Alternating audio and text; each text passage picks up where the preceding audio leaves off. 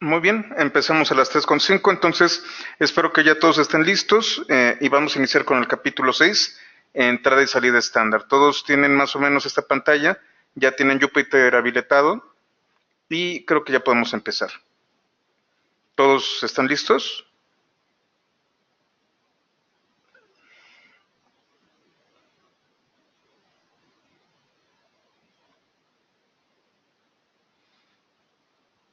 Sí, ya tengo a todos desactivados con el audio. Bueno, vamos a empezar. Vamos a hablar de entrada y salida estándar. ¿Se acuerdan ustedes que nuestro primer programa tenía un print y un input, el Hola Mundo? Vamos a hablar un poquito respecto a esto. Existen lenguajes de programación, como sucede con JavaScript, que tienen muchísimas entradas y salidas, dependiendo de dónde lo estemos nosotros utilizando. Si es a través del navegador, JavaScript puede tener entradas a partir de eventos, puede tener entradas a partir de formularios o a través de ventanas específicas de diálogo. En el caso de Python, nosotros vamos a tener una entrada estándar, que es el teclado, y una salida estándar, que es una terminal de texto, como la que vimos el día de ayer. Déjenme, la coloco por aquí. El prompt, mientras carga, vamos a tener esta, aquí está. Esto es lo que nosotros vamos a tener. Vamos a tener un cursor, donde tenemos un prompt y donde podemos ingresar datos, y una salida que es el monitor. Eso es lo que nosotros tenemos como entrada y salida estándar. Lo que hace Jupyter es esta metáfora de una terminal, la potencializa y nos presenta las celdas, que son las que tenemos nosotros aquí. ¿Cómo funciona? Bueno, vamos a utilizar una función en Python 3 llamada print. En Python 2, como lo vimos ayer en las palabras reservadas, eh, print es una palabra reservada de Python 2, pero no de Python 3. Si nosotros vamos a programar en Python 2, tenemos que utilizar print sin el uso de los paréntesis. Estos son los ejemplos. En el caso de Python 3, al ser una función, vamos a tener unos paréntesis y dentro de los paréntesis vamos a ingresar expresiones o cadenas de caracteres para que sean desplegadas. Aquí viene un ejemplo. Tengo el objeto de tipo entero, que le asigno el nombre A, y despliego. Déjenme borrar todas las celdas. Ahí está. Entonces asigno A, print, paréntesis A. ¿Qué es lo que va a ocurrir aquí? La función print va a desplegar lo que está dentro de los paréntesis, como si fuera una expresión en este caso. Entonces lo que va a ser buscar en el espacio de nombres el nombre A y va a desplegar su contenido. No es lo mismo desplegar que ejecutar una expresión. Si ustedes se fijan aquí arriba, no dice out. Aquí sí. Aquí el intérprete está desplegando, está regresándonos un valor.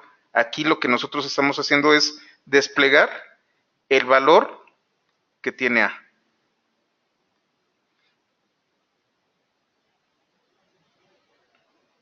¿Por qué cuando meto la consola con la palabra Python, así como tú lo hiciste, no me ingresa Python? Era lo que les comentaba ayer, Gilberto. Si tú instalaste Anaconda, Anaconda de manera automática te configura el entorno de Windows para poder ejecutar Python. No sé si lo hiciste así.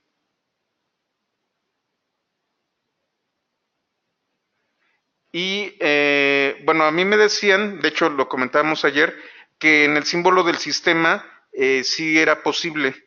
Yo lo que estoy utilizando es lo que se conoce como el Anaconda Prompt, en donde está configurada precisamente para que cuando yo teclee Python, se ejecute Python.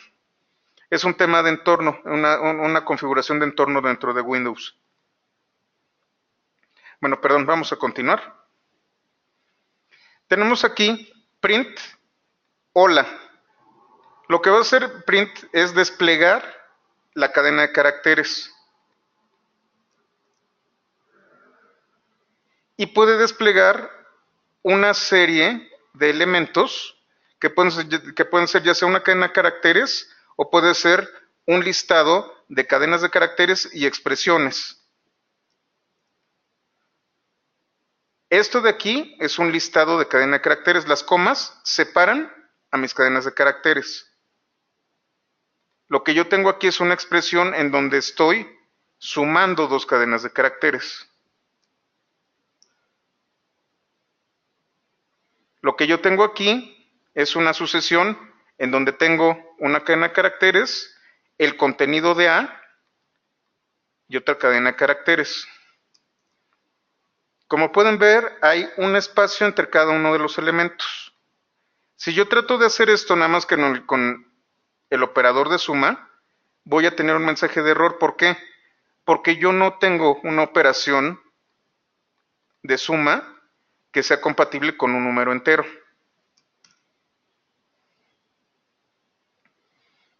Aquí está el error de tipo y dice que tiene que ser str y no int. Entonces, otra vez, la función print lo que hace es evaluar el contenido y desplegarlo como una cadena de texto. Lo que yo aprieto para que se ejecute la celda es Shift Enter o este botoncito.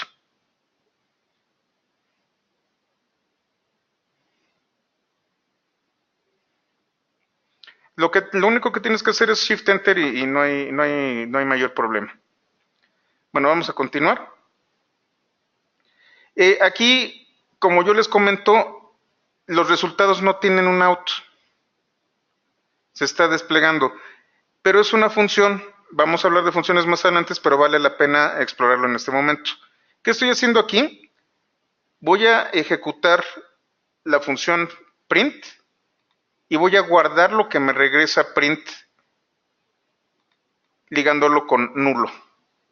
Entonces se ejecuta esto y bueno, se despliega hola y no tenemos un out.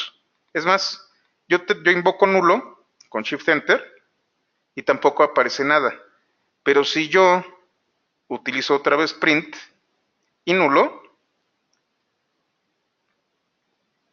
el resultado es none. ¿Se acuerdan que yo les comentaba de este tipo específico, de este tipo de dato? None significa nada. ¿Qué es lo que regresa una función por defecto? None. El intérprete de Python, cuando una función regresa none, no la despliega.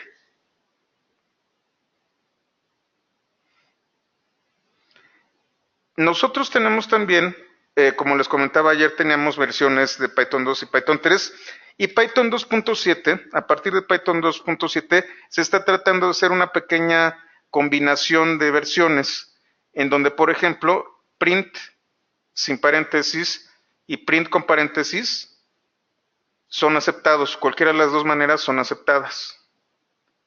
Hay que tener mucho cuidado porque en Python 2.4, Python 2.5, Python 2.6 esto no es aceptado. Tienen que utilizar print sin, ¿cómo se llama? Sin los signos de paréntesis. Nuevamente, el alcance del curso es para Python 3. Además de este print y de la evaluación, nosotros podemos formatear el texto. ¿Qué significa esto? Nosotros podemos decir cómo queremos que se despliegue. Vamos a utilizar una serie de caracteres, utilizando el carácter de sobrescritura, que es el signo de porcentaje, seguido de cualquiera de estos. S, para que lo que yo quiera desplegar sea una cadena de texto, D para un entero, O para un octal, X para un hexadecimal, F para punto flotante, y E para notación científica. Usar porcentaje S equivale a aplicar la función str al valor de la expresión que se despliega.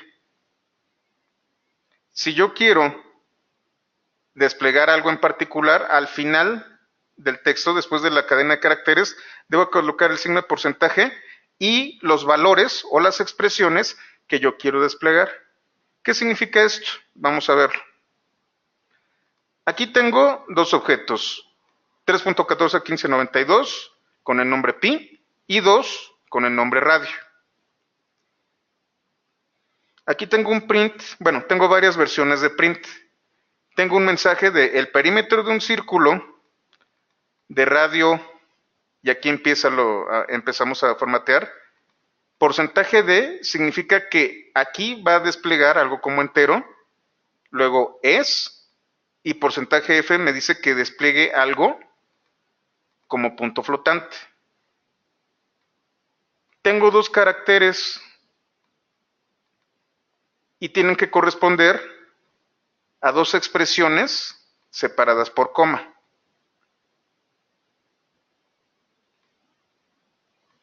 Entonces, cuando yo le doy Shift Enter, tenemos el perímetro de un círculo de radio 2 es, y aquí lo tenemos. Sustituyo esta D con radio, y este es 2 por radio por pi, aquí. ¿Qué pasa si yo solo ingreso una?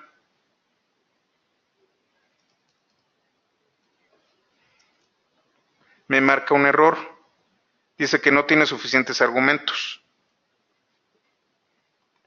Tienen que coincidir el número de caracteres de escape con el número de expresiones que yo tenga aquí.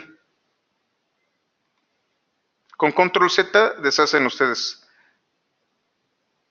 Aquí tenemos print, el perímetro de un círculo de radio ahora va a desplegar los dos como enteros.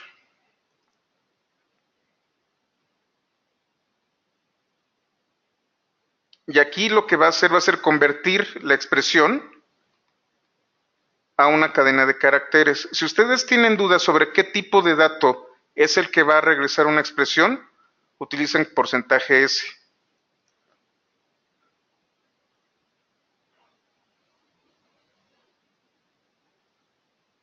También, si solamente es un elemento, si solamente es una expresión, el paréntesis es opcional.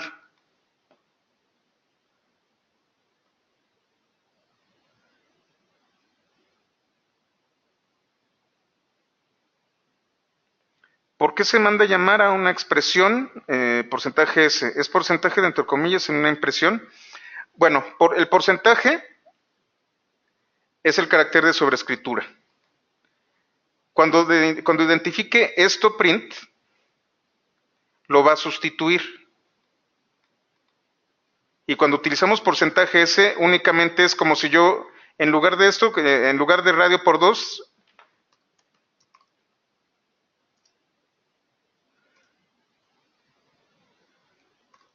utilizáramos esto así. Esto es el equivalente a utilizar porcentaje S.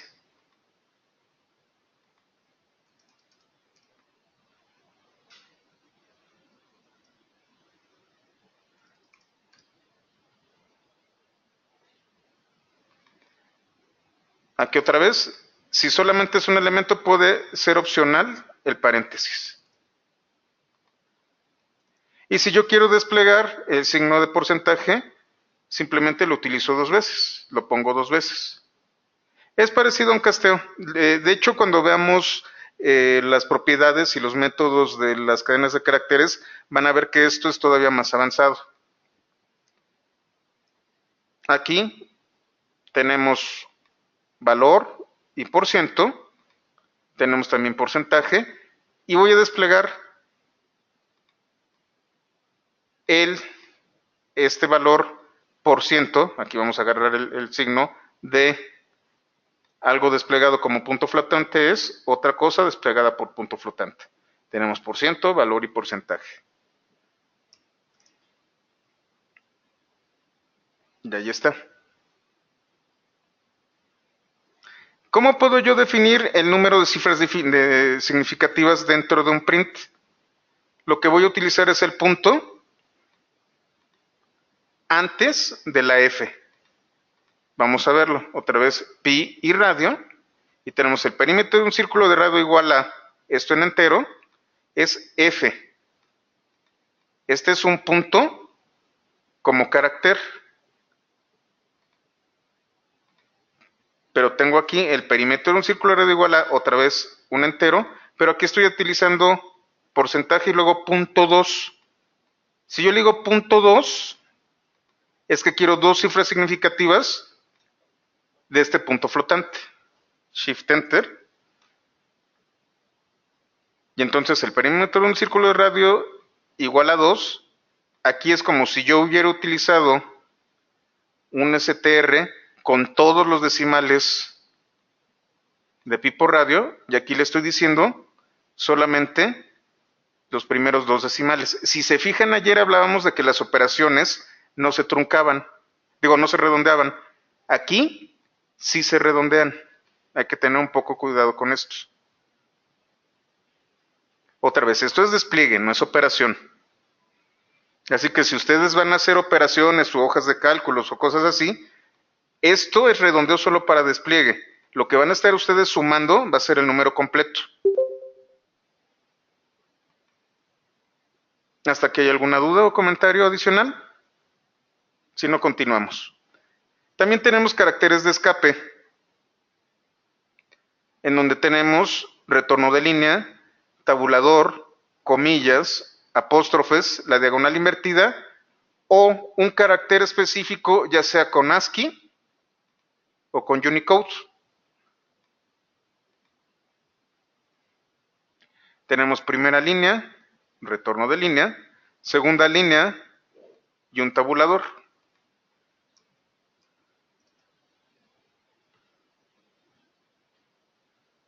Aquí nosotros tenemos, este es el signo de, estoy colocando los apóstrofes, y luego X23, que corresponde al signo de gato. Y aquí lo vamos a utilizar como Unicode.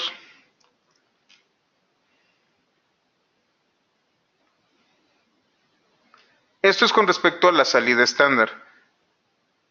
Con respecto a la entrada estándar, tenemos nosotros en Python 3 la función input. En el caso de Python 2, y aquí es en donde empieza a haber diferencias con el lenguaje, la función input en Python 2 se llama raw input. Funcionan de manera idéntica, nada más que tienen nombre distinto. ¿Cómo funciona? Input nos va a pedir que nosotros ingresemos información a través del teclado hasta teclar Enter, y va a regresar el valor de lo que capturó. Lo que yo coloque dentro de los paréntesis tiene que ser obligatoriamente una cadena de caracteres que va a ser el mensaje que va a ser desplegado. Entonces aquí tenemos varios ejemplos. Input, y lo que está haciendo Jupyter es generarme otra vez la metáfora de una terminal de texto con esta ventanita, donde yo coloco cualquier cosa y le doy Enter. Como pueden ustedes ver, en este caso la función input sí me regresa algo. Ahí está el out. Regresa esto convertido en cadena de caracteres. Yo puedo guardar en memoria a través de generar un nombre lo que yo obtengo de input. Shift Enter. ¿Qué es lo que me regresa input? Siempre me va a regresar lo que yo ingrese como una cadena de caracteres.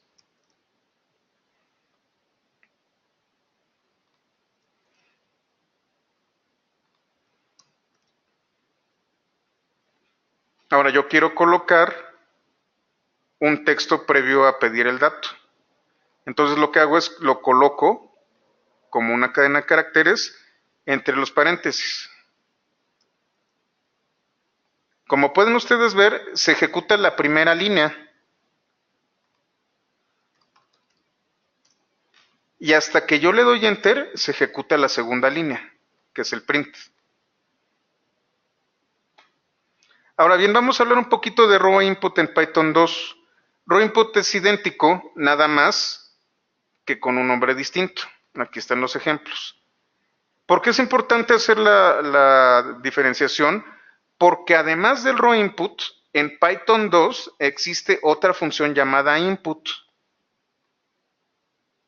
Nada más que generaba muchísimos problemas. Input en Python 2 es como yo ejecutar eval y raw input. ¿Qué significa esto? Yo voy a pedir una cadena de caracteres y esta cadena de caracteres la voy a evaluar como si fuera una expresión. Y entonces aquí yo tengo un ejemplo. Como tengo Python 3 no lo puedo ejecutar, así que aquí tengo el ejemplo. Mensaje igual ingresa texto.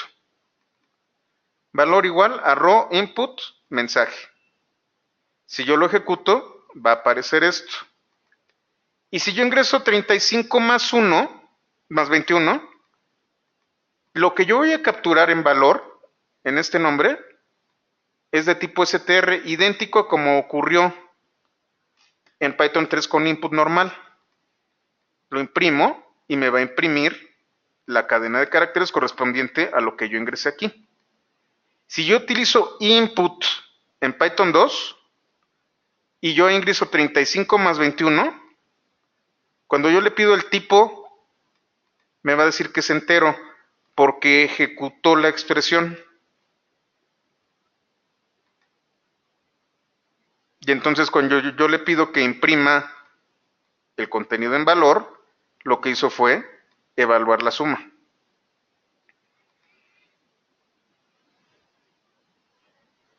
Esto suena bastante conveniente, sin embargo esto genera muchos errores de inserción de código. Genera más problemas que beneficios este input. Lo que se decidió para Python 3 fue deshacernos de este input y a raw input llamarle input, nada más. Entonces, en Python 2, si ustedes quieren ingresar texto y que sea guardado como texto, utilizan raw input. Y en Python 3 solamente existe input. ¿Hasta aquí queda claro? Bueno, vamos al siguiente capítulo.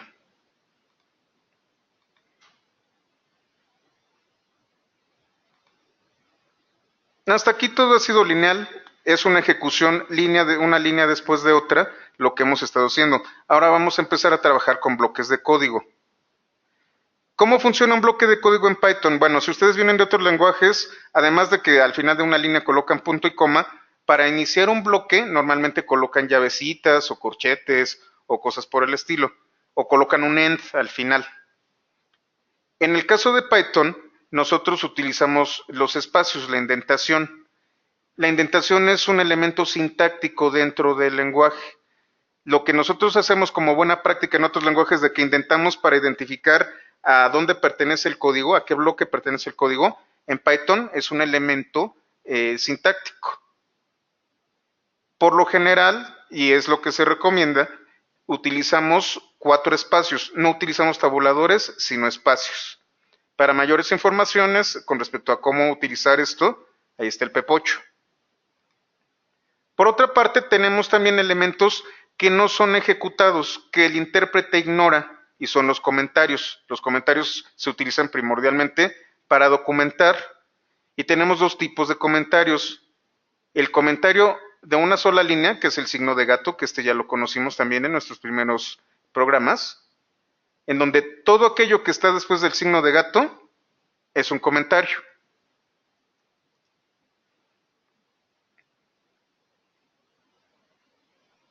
Todo lo que está después del signo de gato es ignorado por el intérprete. Y como vimos en la ocasión previa, nosotros también podemos colocar algunas instrucciones para el entorno del intérprete utilizando el gato. Existe otro tipo de comentario que se llama docstring, que está ya sea entre 3 apóstrofes o entre 3 comillas. Si empiezan con apóstrofes, terminan con apóstrofes, si empiezan con comillas, terminan con comillas, y son triples. Y el comentario se extiende hasta que se cierran las comillas. Los docstrings son muy importantes porque nos ayudan a documentar el código. Hablábamos ayer de la introspección. En este caso, mucha de la documentación que se genera automáticamente, tanto de funciones como de clases, como de cualquier tipo de objeto, módulos y paquetes, se basa en el uso de los docstrings. Los vamos a ver posteriormente. Si quieren saber cuáles son las reglas para utilizar los docstrings, tenemos el PEP 257. Y para ejemplificar el uso de los tabuladores de la indentación, vamos a hablar de los condicionales. ¿Qué es un condicional? Es una estructura que nos permite salirnos del flujo principal de código y ejecutar algo si se da una condición que normalmente es una expresión lógica. Todos los lenguajes, prácticamente todos los lenguajes utilizan if. A menos de que estemos hablando de Fortran o de COBOL, tenemos un if. If en inglés es si. Entonces, si yo tengo una expresión lógica que puede ser únicamente true o false, si es true, se ejecuta el bloque de código inscrito en if, en donde yo tengo 4 espacios. Si no, se continúa con el flujo normal. Aquí tienen el diagrama de flujo. Si la condición en el if es true, se ejecuta. Si es false, continúa. Y aquí tenemos un código en donde utilizo input con un texto que me pregunta qué animal es. Y si yo ingreso gato, va a imprimir miau. ¿Por qué? Porque aquí tengo la indentación. Estos 4 espacios corresponden a este if. Cuando ya no estoy en los espacios, rompo el bloque y vuelvo al flujo principal. Con Shift Enter se ejecuta. ¿Qué animal es? Pollo. Como no es gato, no se va a ejecutar este print, sino que se va a solo los gatos maullan. Si le doy Shift Enter otra vez, ¿qué animal es? Y le digo gato.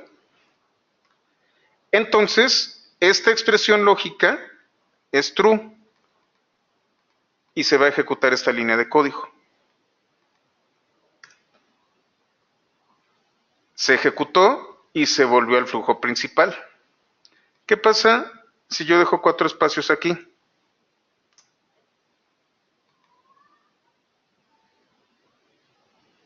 Ahí está, son 4 espacios. Lo que estoy haciendo es ingresar esta línea a este bloque de código que está definido por if. Shift Enter. ¿Qué animal es? Pollo. No pasa nada porque no hay ninguna instrucción fuera del bloque de código. Para que pase algo, tengo que quitarla del bloque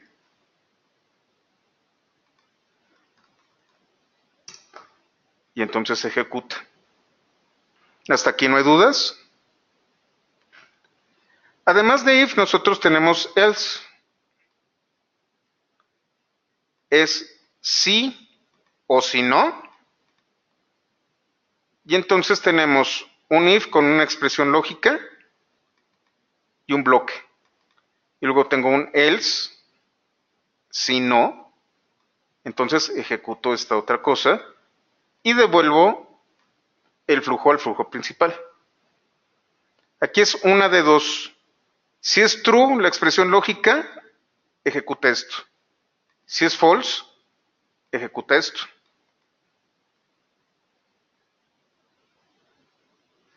¿Por qué te imprimió que no estaba definido como gato? Sí, siempre se utilizan los 2 puntos en el if. Ivanovich, esto de aquí sale del flujo, del bloque de código del if. Entonces, Shift Enter. Como no está dentro del bloque y yo no puse gato sin apoyo, no se ejecuta este. Shift Enter. ¿Qué animal es? Gato. Siempre Si yo lo tengo así, se va a ejecutar este print porque está en el flujo principal. Ah, perfecto. Muy bien. ¿Alguna duda adicional? Bueno, vamos a continuar. Sí, siempre hay un dos puntos después del if y del else. Lo que no hay son llavecitas, ni corchetes, ni nada. Vamos a ver cómo funciona. Si mi expresión lógica del if da por resultado true, se ejecuta este bloque de código. Si no, se ejecuta este bloque de código. Y se ejecute cualquiera de estos o no, vuelve al flujo principal. Vamos a seguir jugando con gato. Tenemos algo muy similar a lo anterior. ¿Qué animal es? Flujo principal. Este animal es un y el valor del animal. Y aquí tenemos el if. Si animal es gato, entonces imprime miau. Si no se cumple esta condición, entonces imprimes esto. Y volvemos al flujo principal. Shift Enter. ¿Qué animal es? Pollo. Como no es gato, como esta condición no se cumple, no se olviden, para valor utilizamos el doble igual. Entonces va a ejecutarse el else. No sé qué ruido haga este animal. Este animal es un pollo. No sé qué ruido este animal y solo los gatos maullan. Si le doy Shift Enter otra vez e ingreso gato, este animal es un gato. Y entonces imprimes miau y regresas al flujo principal. ¿Hasta aquí una duda con respecto a if-else? Bueno, vamos a continuar. Y bueno, tenemos también otra opción llamada el if, en donde yo además de tener una condición con if, puedo utilizar otras condiciones y al final cachar las demás con else. ¿Cómo funciona? If, una expresión lógica, si no se cumple, evalúa la siguiente, si no se cumple, evalúa la siguiente, y así sucesivamente hasta el else. Si ninguna de estas expresiones es true, nosotros podemos capturar con un else. Sin embargo, tan pronto como una condición es true, se ejecuta y se regresa al flujo principal. Es un else if, exactamente. O un switch o un case en otros lenguajes de programación. ¿Cuál es la diferencia? Que algunos lenguajes de programación lo que hacen es true, se ejecuta y se regresa al siguiente y se regresa al siguiente. En este caso es true. La primera expresión que sea true se ejecuta y se sale. Vamos a verlo. Tenemos este código en donde ya tenemos más opciones. Tenemos gato, perro, pez, gallo y vaca.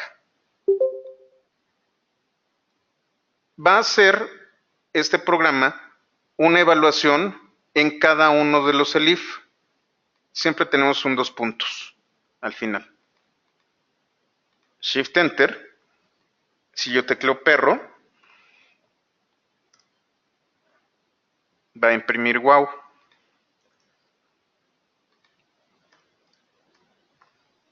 Si yo tecleo gato, va a imprimir miau. Si yo tecleo gorila,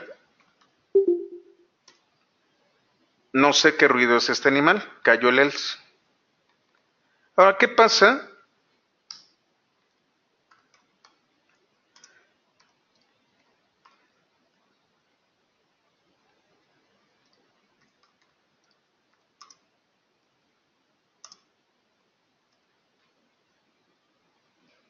Si yo tengo otro elif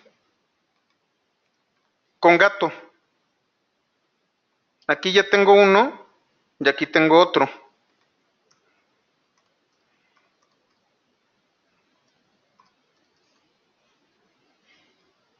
Y ahora este va a ronronear.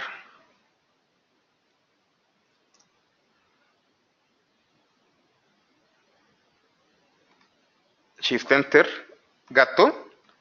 solo se va a ejecutar el primer bloque de código que cumpla con la expresión.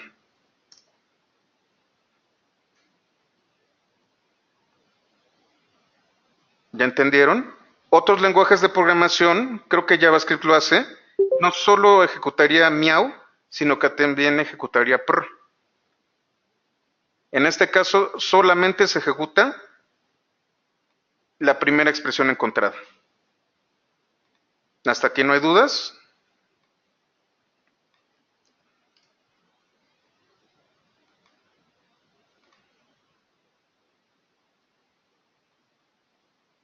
Muy bien. Vamos al siguiente capítulo. Ahora vamos a hablar un poquito de ciclos e iteraciones. Normalmente, otros lenguajes de programación tienen while y do while. En el caso de Python solamente tenemos while y todas las expresiones lógicas las tenemos que ajustar al while. ¿Cómo funciona?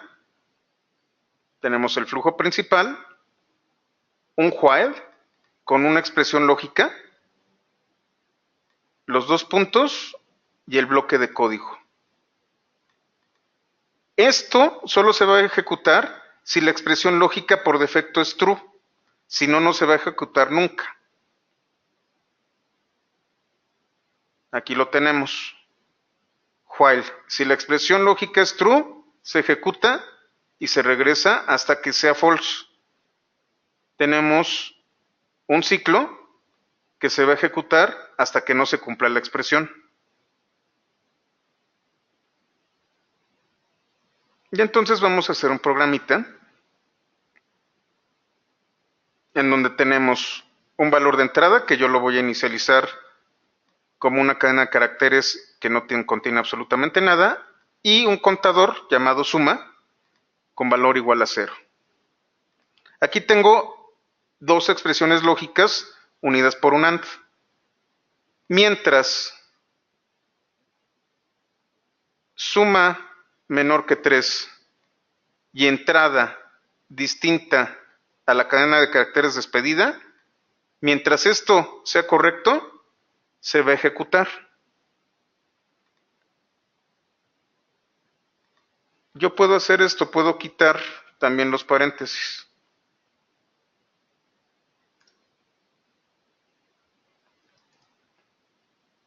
Puedo colocarlo así y no hay problema. Pero es un poquito más claro colocar los paréntesis. Entonces, esto tiene dos condiciones. Que suma sea menor que 3 y que además entrada sea distinto a esto de aquí. Luego, entrada va a ser una clave y mi contador se le va a sumar una unidad. Y voy a desplegar el valor de mi contador. Este bloque es el que se encuentra dentro del while. Hasta que se termine, hasta que la expresión sea false, me voy a la siguiente línea. Shift Enter. Fíjense, aquí está el asterisco. Significa que se está ejecutando, que está en ejecución esta pieza de código. Clave, lo que sea. Clave otra vez. Ahora mi contador es 1. 1 es menor que 3 y yo tecleé esto. Entonces entrada tampoco es despedida. Significa que mi evaluación es true. Otra cosa. Y se hizo otra vez, se añadió un 1 y regresamos. Tecleo otra cosa y ahora mi contador va a valer 3. Cuando mi contador vale 3, esto ya es un false, porque suma ya no es menor que 3. No necesito saber si el contenido de entrada es despedida. Con que una sea false, ya rompo el ciclo. Y al romperse el ciclo,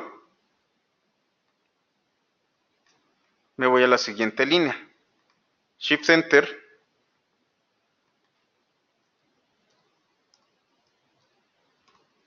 Y tecleo despedida. Y entonces, ¿qué va a ocurrir? Tecleo despedida, se va a añadir 1 al contador, pero como entrada ya es despedida, se terminó el ciclo aquí. Y solamente utilicé un intento. ¿Hasta aquí queda claro el uso de while? Vamos a continuar. Como yo tengo nada más un while y no tengo un do while en otros lenguajes, como en otros lenguajes de programación, puedo utilizar otro tipo de recursos que no son exclusivos para un bloque de tipo while, sino para un if o para un for, que lo vamos a ver más adelante. Nosotros podemos interrumpir la ejecución de un bloque. Vamos a utilizar la palabra reservada continue, la palabra reservada break o la función exit. Exit la conocimos aquí. Con exit nosotros nos salimos del intérprete. Entonces, bueno, tenemos la palabra reservada continue. ¿Qué es lo que va a ocurrir? Cuando yo encuentro un continuo, rompo el bloque y me regreso al ciclo. Vamos a utilizar un ejemplo para que entendamos. Esta es una modificación del programa anterior. Tengo otra vez entrada, mi contador, y ahora tengo fallido igual a 0, que podría ser también true o false. Aquí solamente tengo una expresión lógica. Esto se va a ejecutar 3 veces. Cuando mi contador sea menor que 3. Esta es la condición y aquí coloqué mi contador añadiéndosele una unidad. Voy a desplegar el número de intentos, que es mi contador, y voy a pedir la clave. Este print es únicamente para dejar espacio. Ahora bien, aquí tengo un condicional. Si entrada es igual a despedida, entonces yo le doy un continuo. Continuo va a ser que a partir de aquí se regrese al while y no se ejecute esta línea. Si no es despedida, no se ejecute el continuo y este contador aumenta en 1. ¿Qué es lo que está haciendo este programa? Me va a contar los intentos fallidos. Obligatoriamente se va a ejecutar 3 veces, pero me va a contar las veces que yo escriba despedida. Más bien, que yo no escriba despedida. Vamos a intentarlo. Entonces, tecleo cualquier cosa. Y bueno, tenemos el intento 1. Cuando yo tecleo cualquier cosa, este if no se ejecuta. Intento 2. Otra vez escribí cualquier cosa y este if no se ejecuta. Como no se ejecuta, fallido va aumentando en 1. Entonces fallido vale 1, fallido vale 2. Y aquí yo escribo despedida. Cuando yo escribo despedida, este if se vuelve true. Hace el continuo y no le aumenta 1 a fallido. Y entonces efectivamente mi contador fue de 2. Shift Enter. Si yo escribo despedida una vez, despedida 2 veces y despedida 3 veces, mi contador fallido jamás aumentó por el continuo. Y entonces tuve 0 intentos fallidos. ¿Se entiende continuo? Continuo rompe el bloque, pero sigue dentro del ciclo. Ahora tenemos break. ¿Qué es lo que hace break? Break rompe el ciclo. Significa que tan pronto como yo encuentre break, me salgo del while. Vamos a verlo con código. El programa se repetirá 3 veces o hasta que se ingrese la palabra despedida y desplegará solo el número de intentos fallidos hasta que cualquiera de los eventos ocurra. ¿Qué significa esto?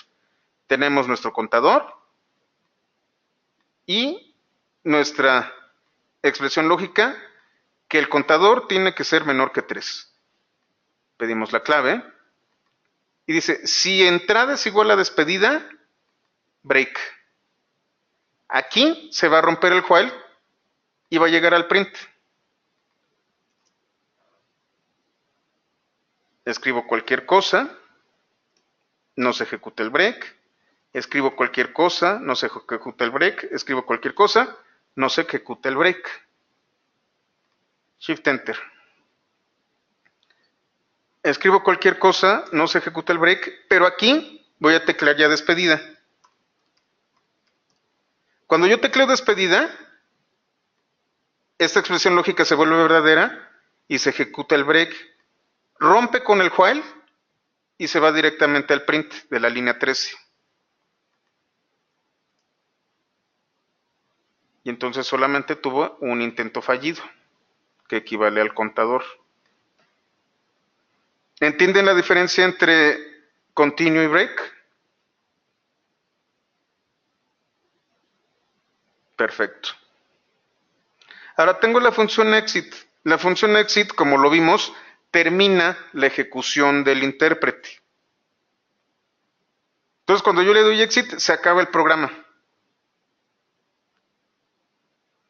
Cuando nosotros utilizamos Jupyter, tan pronto como se acaba el programa, se vuelve a levantar. ¿Por qué? Porque tenemos un kernel que automáticamente cuando detecta que se le va la señal, lo vuelve a levantar. Esto está en el script whileexit.py.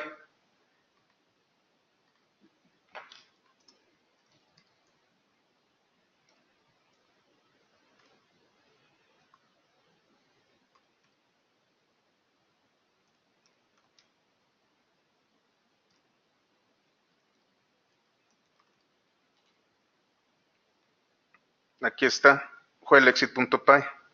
Si yo lo ejecuto desde aquí,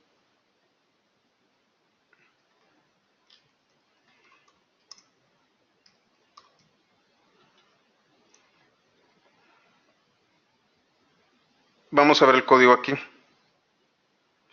Otra vez tenemos la expresión, que tiene que ser menor que 3. Me pide la clave.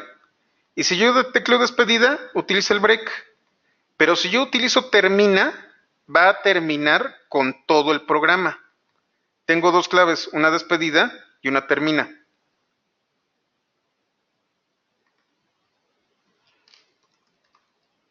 Cuando doy clave despedida, utilicé el break. Tuve 0 intentos fallidos.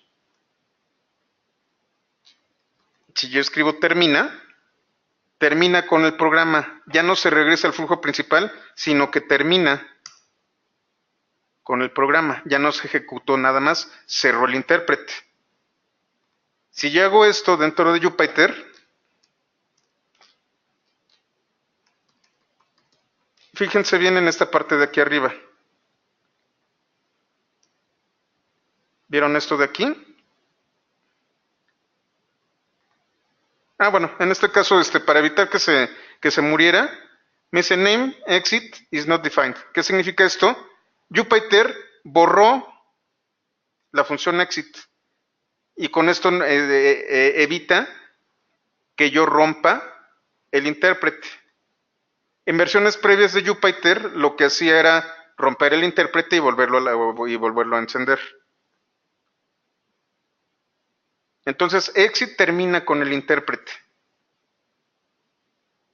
¿Hasta aquí no hay dudas?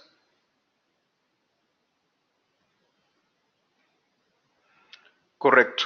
Ahora, nosotros tenemos también las iteraciones, que es uno de los componentes más poderosos de Python. La iteración es con for y con in. Esta es la estructura que vamos a utilizar. Quienes hayan programado en Bash a lo mejor han visto esta expresión.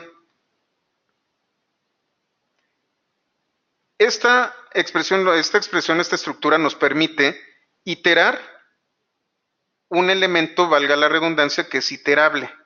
Un elemento iterable es algo que contiene cierto número de elementos que puede dar de uno en uno. Eso significa que un objeto sea iterable. ¿Qué tipos son iterables? Cadena de caracteres, que es el único que hemos visto hasta ahora. Los de tipo list, los de tipo tuple, los de tipo dict, los de tipo onset, frozen set y bytes. Estos los vamos a ver a continuación. Pero estos son iterables. ¿Cómo funciona? Cualquiera de estos objetos tiene elementos que puede dar de uno en uno. En cada uno lo vamos a estudiar. Estas iteraciones las vamos a ver cuando estudiemos cada uno de los tipos. Ahora bien, nosotros tenemos un uso de for tradicional. For i igual a 1, tú no sé qué cuánto, entonces haz cualquier otra cosa. ¿Cómo es esa estructura en Python? Nosotros utilizamos range, que es un rango. No se me espanten si no entienden el for con los iterables porque lo vamos a estar trabajando. Este for es el que vamos a utilizar ahorita. El for dentro de un rango a través de la función range. A range le puedo dar inicio, 1 antes del fin, porque es menor, no menor o igual, y el número de pasos, el número de unidades en las que se puede incrementar o se puede disminuir. Si yo no le digo el número de pasos, cuando coloco nada más dos elementos, significa que estos son incrementos de 1. Cuando yo no le doy el valor inicial, da por sentado de que empieza en 0. Eso es muy importante. La numeración en Python normalmente empieza en 0, no en 1. Entonces, for contador, que es una variable, es un nombre, en el rango 8, va a contar del 0 al 8 en incrementos de 1. Perdón, a menor que 8, a 7. Aquí del 5 al 8 en incrementos de 1.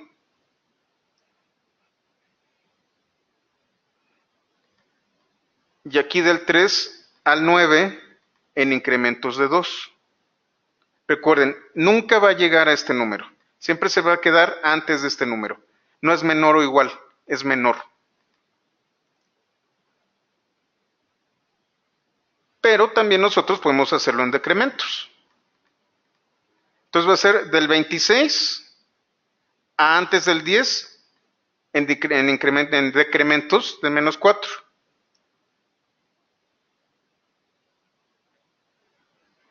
Este es el for que nosotros conocemos, que es un contador. Esto lo utilizamos con range. ¿Hasta aquí hay alguna duda? Bueno, pues vamos al siguiente.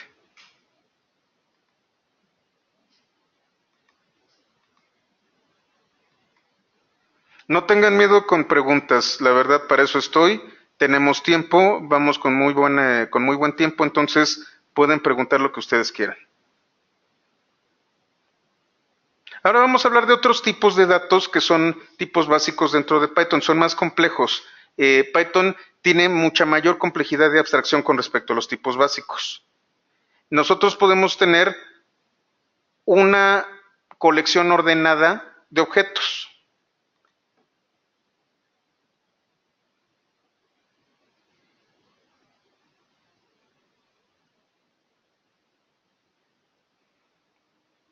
Y tenemos dos tipos, el tipo list y el tipo tuple. ¿Cómo identifico yo un objeto de tipo list? Porque está entre corchetes. No lo sé, Roberto, no he visto lo de los incrementos de tipo flotante. Según yo son enteros, pero ahorita lo averiguamos. Es buena pregunta, Roberto. No sé si los incrementos sean utilizando tipo punto flotante. Bueno, vamos a ver los objetos list y yo creo que mañana te tengo la respuesta para no romper con el flujo del curso. Bueno, ¿cómo es la sintaxis? Corchete, una sucesión de elementos separados por comas. 1, 2, 3, 4, 5. Otra vez, una sucesión de elementos. Esta es cadena de carácter, esta es cadena de carácter y este es booleano. No confundan esto con matrices. Las matrices en otros lenguajes son otra cosa. Esto es una sucesión de elementos. Acuérdense de que Python utiliza objetos, no utiliza posiciones de memoria, entonces no es una matriz. Y no necesariamente tiene que ser el mismo tipo de dato el que ustedes están ingresando. Es más, ustedes pueden tener una colección ordenada de colecciones ordenadas. Sí es parecido a una lista ligada. Vamos a utilizar el namespace en una lista un poco más adelante. Nosotros podemos identificar cada uno de los elementos a través de su índice.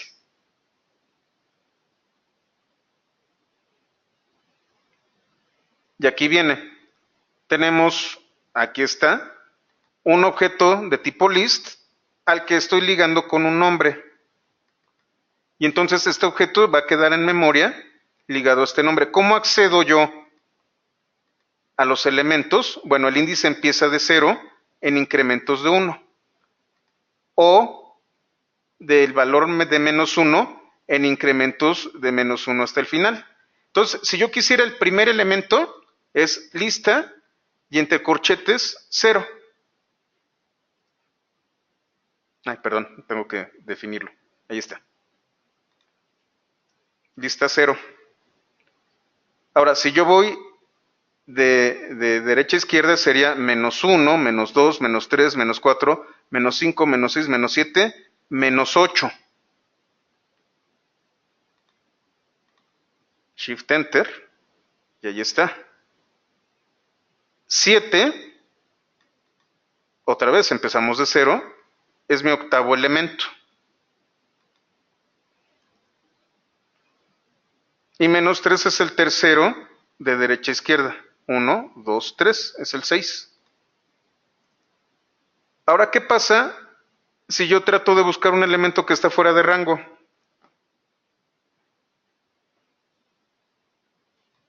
El índice está fuera de rango. Me marca un error.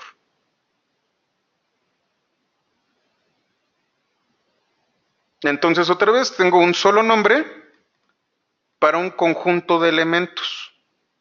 No voy a utilizar la palabra conjunto aquí porque tenemos otro tipo de datos que es específico para conjuntos. Vamos a hablar de colecciones. Tenemos una colección de elementos a la que le asigno un nombre. ¿Cómo puedo yo modificar un elemento de un objeto tipo list? Tengo aquí este objeto de tipo list y le asigno el nombre lista. Para yo modificar el quinto elemento de lista, simplemente utilizo mi operador de asignación y ya está.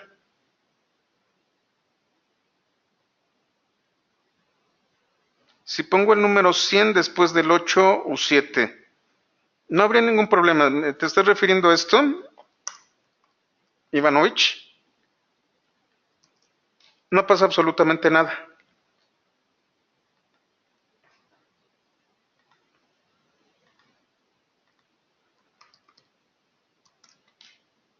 Simplemente está aquí. Bueno, aquí otra vez, como ya coloqué el 100, lo vuelvo a ejecutar con Shift Enter. Y entonces lo que hice fue sustituir el quinto elemento, lo que estaba aquí, este valor, lo sustituí con este otro valor. Valor y objeto en Python también son sinónimos.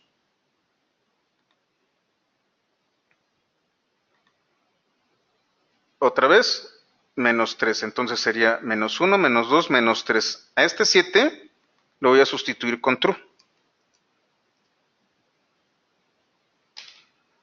Ya que estoy fuera de rango. Ah, caray, vamos a ver. Ah, no, es que como añadí el 100, pero si yo utilizara -10, entonces así estaría fuera de rango.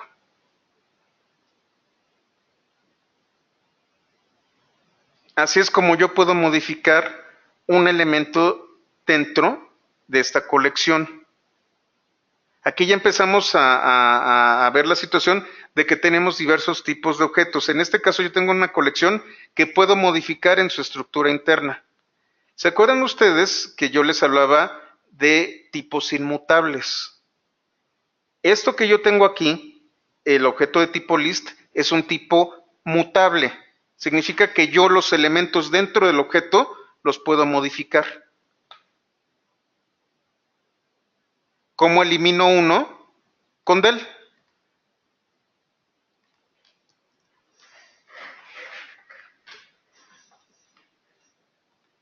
Por ejemplo, aquí tengo otra vez lista, nada más que ahora conteniendo estos elementos. Ahí está. El segundo elemento es 2. Si yo le indico a Python que elimine el segundo elemento, lo que va a hacer es eliminarlo y recorrer los elementos.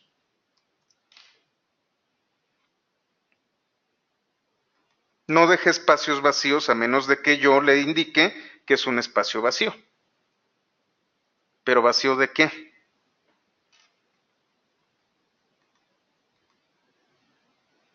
Así es como se eliminan los elementos dentro de un objeto tipo list. Ahora, yo también puedo escoger rangos con el corchete y los dos puntos. ¿Cómo es el rango? Vamos a hacer esta lista que es un poquito más grande. Y yo le estoy diciendo de -1, antes de -1 hasta -3. Entonces, -1, -2, -3. Voy a seleccionar estos dos elementos. Recuerden, este de aquí siempre es antes de. Aquí es de 0 a 2. 0, 1, 2. El 3 ya no lo va a agarrar. Si yo utilizo los dos puntos y no le digo ni el principio ni el fin, va a tomar todos los elementos, va a generar un nuevo objeto con todos los elementos.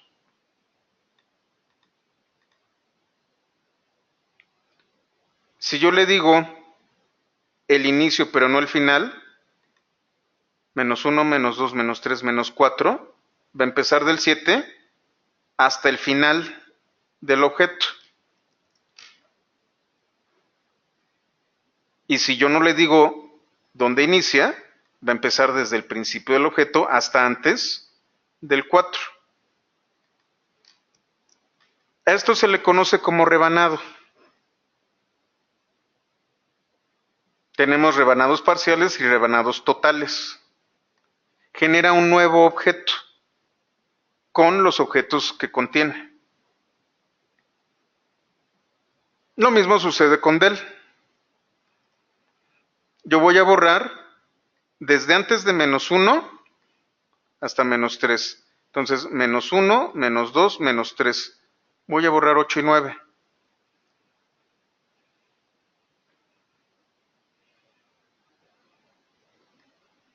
Y del tercer elemento hasta el quinto. ¿Qué va a pasar aquí? Ah, no, perdón. Aquí yo estoy ingresando. Perdón, aquí borré y aquí ingreso. ¿Qué estoy haciendo aquí? Tengo esta lista. Lo que voy a hacer es sustituir el tercero, el cuarto y el quinto. 3, 4 y 5.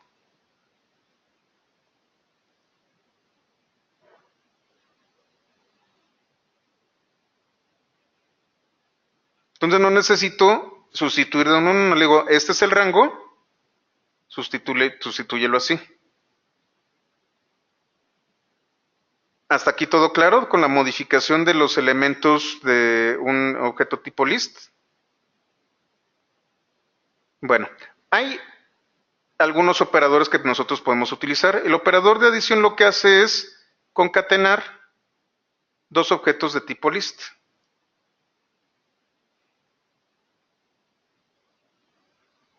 La multiplicación lo que hace es concatenar 3 veces el mismo objeto.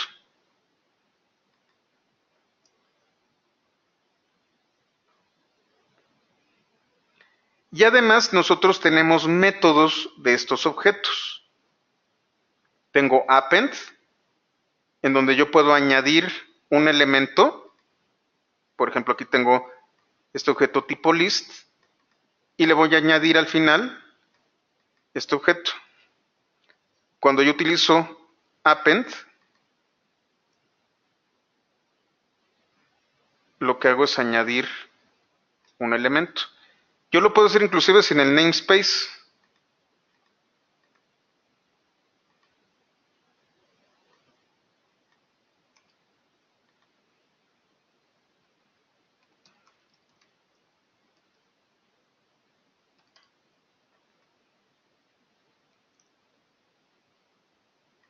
¿Cuál es el problema? Que no lo va a desplegar. Sí lo añade, pero como no hay ningún nombre ligado al namespace, pues no lo va a desplegar. Tengo que darle un nombre.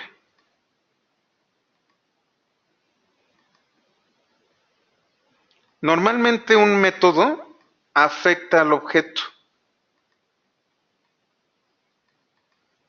Entonces lo que yo hice es afectó al objeto, pero no lo guardé. Vamos a hacerlo nuevamente. Voy a llamarle lista 2.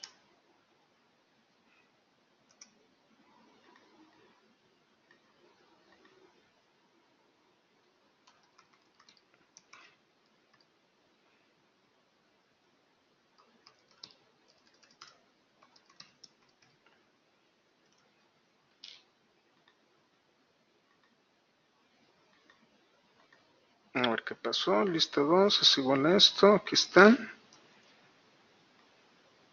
Vamos a darle un print, no sé qué pasó.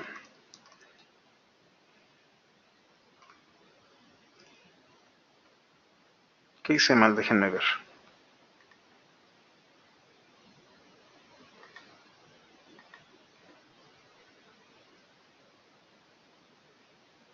¿Dónde está? ¿Dónde está? ¿Dónde está?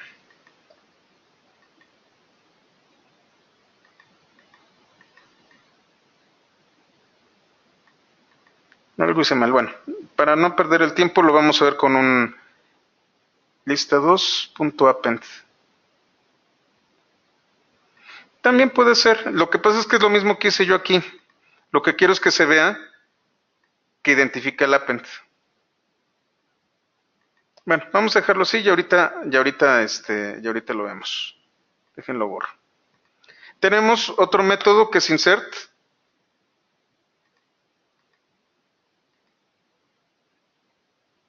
Ah, ok. Gracias Luis, que me comenta que no se puede hacer append con initializo. Déjenme lo exploro, pero tienes razón. Tenemos lista, en donde tengo este objeto de tipo list, y utilizo insert. Con insert yo puedo decirle a Python que me sustituya en el índice que le indico el objeto. Entonces lo que voy a hacer es en la cuarta posición colocar el true. Pero lo que va a hacer es, en esta cuarta posición lo va a colocar y va a mover los otros objetos de la lista. Los desplaza. No es lo mismo que utilizar el corchete, porque el corchete lo sustituye. Insert, desplaza. Añade, pero desplaza los elementos.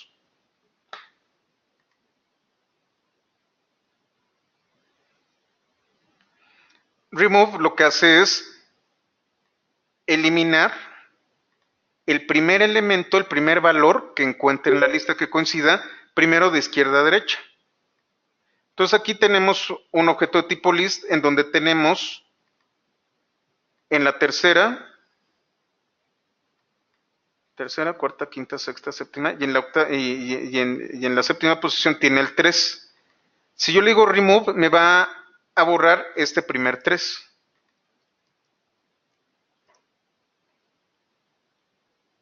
Aquí le estoy diciendo que quite el 5.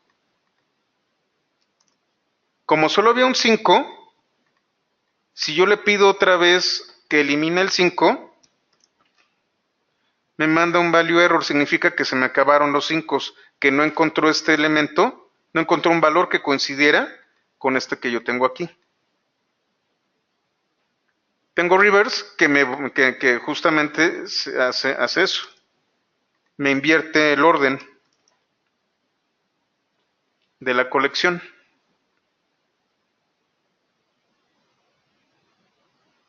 Como ustedes pueden ver, y es justamente por eso tienes razón, por lo que no puedo utilizar el método como lo hice sin el nombre, estoy afectando directamente al objeto. No estoy generando un objeto nuevo, sino que estoy modificando al objeto. En el caso de los operadores de multiplicación, en el caso del rebanado, en el caso de la suma, estoy generando un nuevo objeto. Aquí, con los métodos, yo estoy afectando al propio objeto. Tenemos el método pop, que si yo no le coloco una posición, va a regresarme el último valor y lo va a eliminar, como si fuera una pila. Entonces ahí está el último valor y lo borra. Si le digo devuélveme la segunda posición, la regresa y la borra. La tercera posición, la regresa y la borra. No le doy posición, entonces me va a regresar el 33. Ya solo queda un elemento. Esto de aquí es una lista vacía. Y cuando yo ya no tengo elementos para regresar, hay un error de índice. Ahora, yo tengo extend. Extend lo que va a ser añadirme cada uno de los elementos que yo tengo en una colección dentro de un objeto tipo list. Vamos a verlo. Lo estoy diferenciando de append porque es parecido. Append lo que hace es este elemento, este objeto tipo list, lo va a colocar al final. Extend lo que va a hacer es cada uno de estos elementos los va a añadir.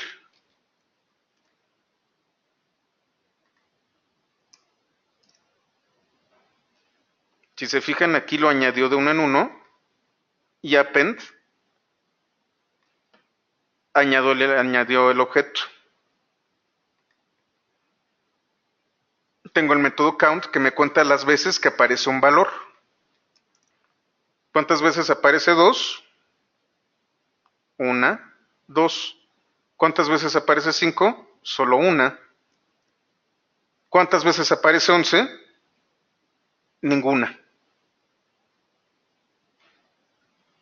Tenemos el método index, que me va a decir en dónde va a encontrar el valor, el primer valor de izquierda a derecha. Si se fijan, tengo varios trues en la segunda, cuarta, quinta y novena y décima posición. Entonces, cuando yo le digo a Python, dame el índice del primer true que encuentres, me va a dar el de la segunda posición. Pero yo puedo definirle los rangos. A partir de la novena posición, ¿qué true encuentras? 0, 1, 2, 3, 4, 5, 6, 7, 8, 9. Encontró este. En el rango de 6, de 7, de la séptima posición, antes de la décima. 0, 1, 2, 3, 4, 5, 6. 7, 8, antes del 9. ¿Qué me va a encontrar aquí? Nada. ¿Por qué? Porque el 9 no lo toca. Este true no está dentro del rango que yo definí. Aquí sí va a estar en el rango.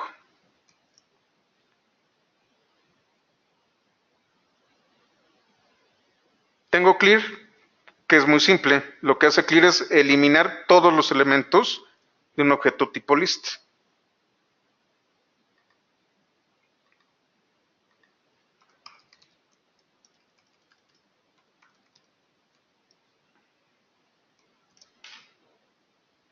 Cuando yo hago clear, elimina todos los elementos. Hasta aquí entendemos cómo funcionan los objetos de tipo list. Ya vimos pues prácticamente todos los métodos que vamos con los que trabajamos con los objetos tipo list. En este momento no hemos metido código y con los puros métodos podemos hacer muchísimas cosas. Podemos trabajar muchas cosas, podemos utilizar inclusive ciertas estructuras de datos sin código, únicamente conociendo bien los métodos del objeto. Ahorita vamos a hablar de los objetos tipo tuple, que la única diferencia sintáctica que tienen con respecto a list es que están entre paréntesis. Pero un objeto tipo tuple, a diferencia de un objeto tipo list, es inmutable. También se puede indexar, también se puede rebanar, también pueden hacerse muchas cosas, pero no podemos modificar los elementos que tiene dentro. Al menos no con el signo igual ni con la indexación. Vamos a verlo. Aquí tengo una tupla, se llama tupla, y en lugar de los corchetes tengo los paréntesis. Puedo indexar, pero no puedo modificar. Yo no puedo sustituir el quinto elemento porque es inmutable. El objeto no soporta asignación de elementos. Tampoco puedo borrarlos porque no soporta la eliminación de elementos. Pero sí podemos rebanarlos. ¿Por qué podemos rebanar nosotros? Porque estoy generando un elemento nuevo. No estoy afectando el original. Por ejemplo, si yo le hiciera esto,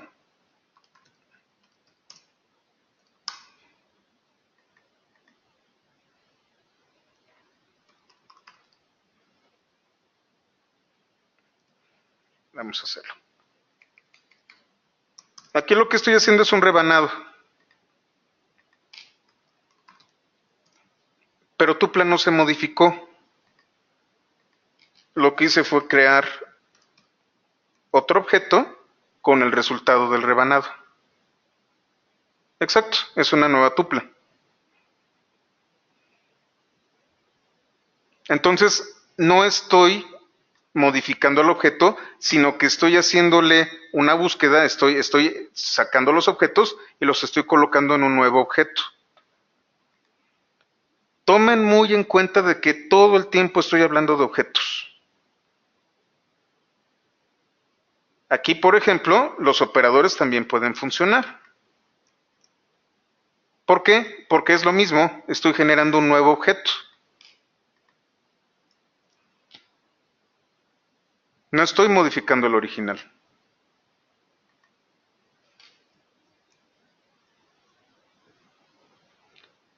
Pero, a diferencia de los objetos tipo list, solamente tengo aquellos métodos que no afectan la estructura del objeto. Solamente tengo count e index.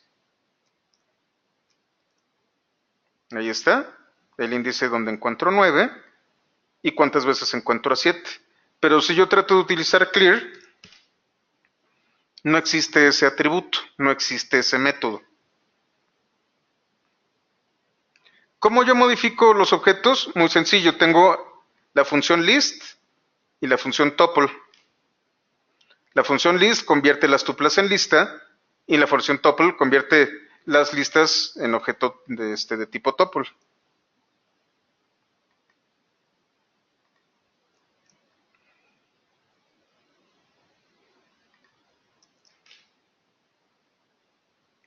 Así de simple.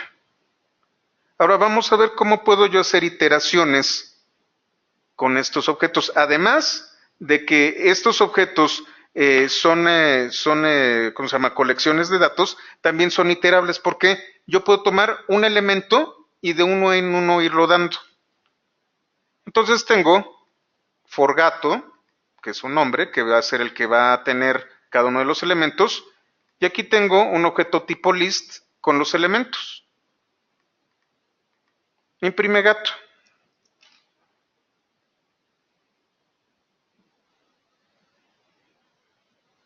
Le faltó don gato, pero bueno, estos son los de la pandilla nada más.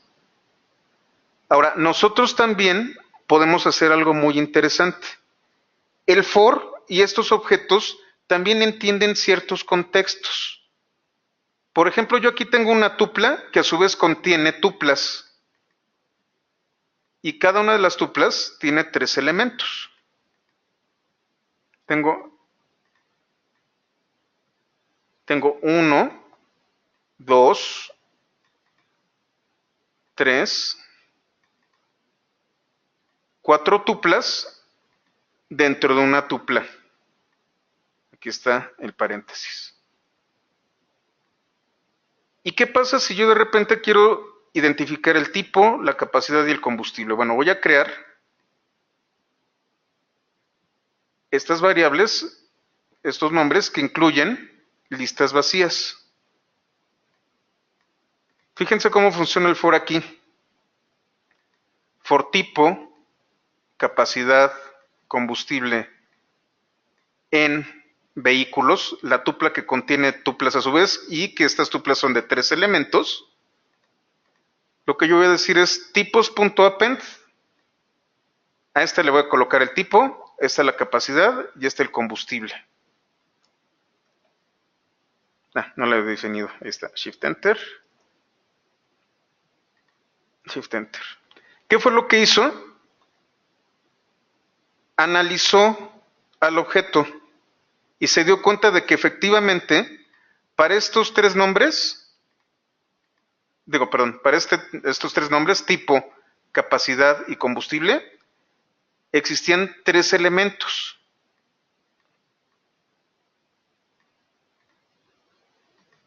Y aquí lo que estoy haciendo es utilizar un append. ¿Qué es lo que estoy haciendo? La tupla la estoy recorriendo elemento por elemento por elemento y de cada elemento estoy sacando de uno en uno y obtengo esto.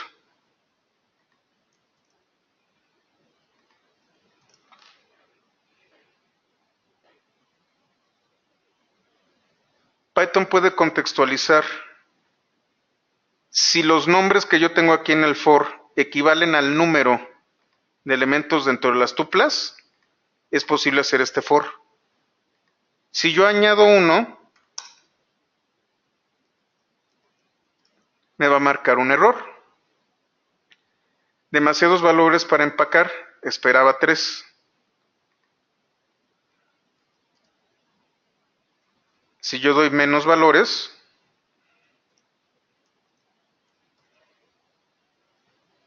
insuficientes valores para empacar, esperaba 3. Pero si todos mis elementos y todas mis tuplas son de 3 elementos, aquí se mal, ahí está, Shift Enter.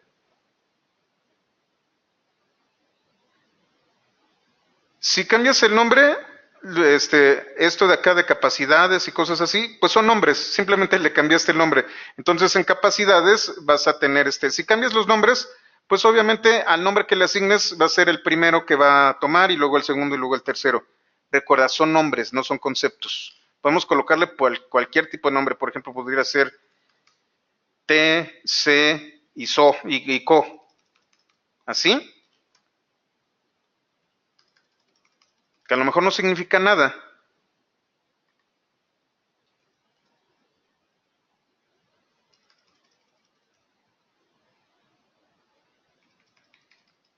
Pero como yo conozco el orden en que fueron ingresados, o supongo cuál es el orden, lo va a seguir guardando. No, perdón, aquí es tipo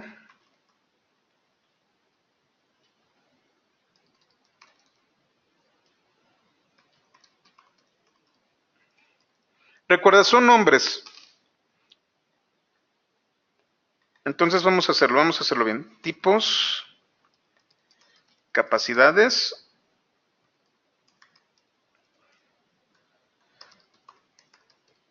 combustibles. Vamos a cambiarlo aquí. Lo que tú me estás diciendo, vamos a colocar capacidades acá.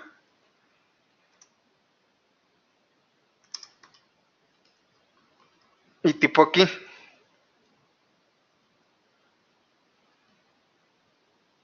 En este caso cometí un error, no lo reinicié. Ahí está. Ahí está. Capacidades, combustibles y tipos. Está mal. No corresponde al nombre, pero son solo nombres. Los nombres los definimos nosotros. El orden, cuando ya conocemos el orden y la estructura de esto de aquí, entonces ya nosotros podemos utilizarlo correctamente.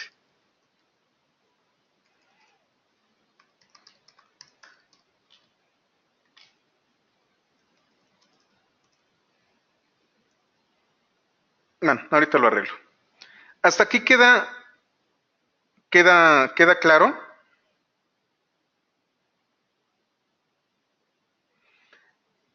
Esto en otros lenguajes, pues es complicadísimo. ¿Cuántas líneas de código requerirían para hacer esto que acabamos de hacer? Pues bastantes en otros lenguajes. Aquí, Python puede contextualizar perfectamente cómo funciona.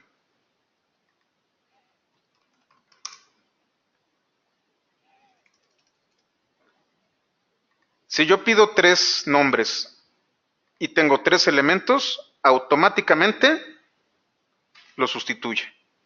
Pero tienen que coincidir todos los elementos o si no me va a marcar un error. Ahora, tenemos un grave problema con respecto a los objetos y es aquí en donde quiero que pongan mucha atención. Esto se aplica prácticamente a todos los lenguajes que manejan objetos, que es el aliasing. Cuando nosotros rebanamos un objeto, creamos un nuevo objeto que hace referencia a los que están dentro. Los contenidos son iguales. Vamos a hacer un ejemplo que es clásico. Cuando nosotros tenemos un objeto de tipo list que incluye elementos de forma normal, no hay problema. Lista 1, ¿cuál es su identificador? Es este. Hacemos un rebanado. Y si nos fijamos, pues tienen identificadores distintos. Cree un nuevo objeto a partir de estos objetos, nada más que hay un pequeño problema. Los objetos dentro de la lista son los mismos objetos. Entonces tengo 2 objetos distintos, pero que hacen referencia a sus contenidos a los mismos objetos.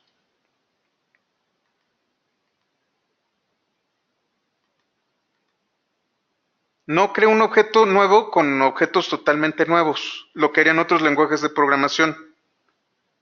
Otra vez no son posiciones de memoria ni valores, sino que son objetos.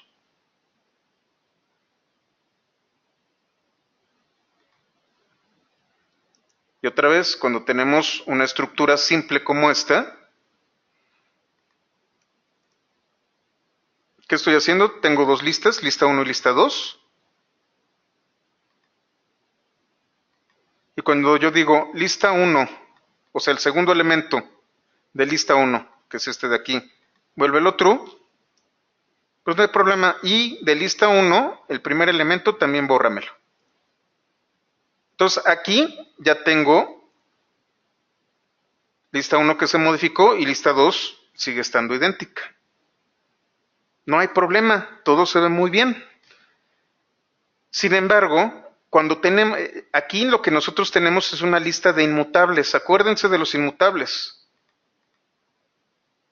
¿Qué pasa si tengo un mutable dentro de una de estas colecciones? Fíjense en esto. Tengo lista 1 que contiene un objeto de tipo list que tiene enteros y otro objeto de tipo list.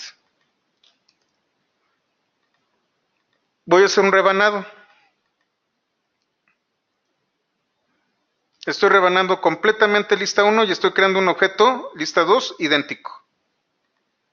Y aquí voy a hacer lo mismo, nada más que lo voy a convertir en una tupla, en un tuple. Tengo 3 objetos, lista 1, lista 2 y tupla. Si el primer elemento de lista 1 lo modifico y el segundo elemento de lista 2 lo elimino,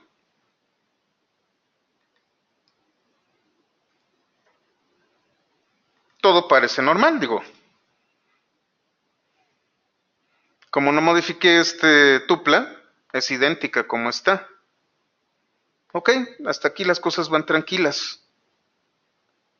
Pero ¿qué pasa si yo modifico un elemento que se encuentra aquí dentro de esta lista, a pesar de que tengo una tupla? ¿Qué pasa si de lista 2, el segundo elemento, que es este de aquí, elimino el primer elemento?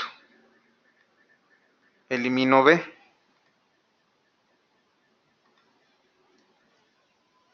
Fíjense lo que pasa. Lo borró en lista 1, lo borró en lista 2 y en la propia tupla también lo borró. Porque tenemos un elemento mutable aún dentro de un objeto inmutable. A esto se conoce como aliasing. Significa que ustedes hacen referencia a un objeto que está contenido en otro. No están creando un nuevo objeto interno, sino que están haciendo referencia al objeto que estaba inicialmente creado. Esto es un gran dolor de cabeza cuando ustedes programan pensando que es C o es PHP. Porque dicen, no, pues son nuevos objetos totalmente distintos y totalmente separados, pero no es cierto. Son objetos que hacen referencias y a esto se le conoce como shallow copy. Cuando veamos programación orientada a objetos en un par de semanas, existen 2 tipos de copy. El shallow copy, que es la copia superficial, o el deep copy. El deep copy lo que hace es sí, todos los elementos son totalmente distintos, son nuevos elementos, nuevos objetos a partir de un original. El shallow copy es un nuevo objeto, pero que contiene a los mismos objetos. Es complicado, es complejo, pero tomen nota de esto y lo coloco en un curso básico porque normalmente si vienen de otro lenguaje de programación, esto les va a tronar tarde o temprano.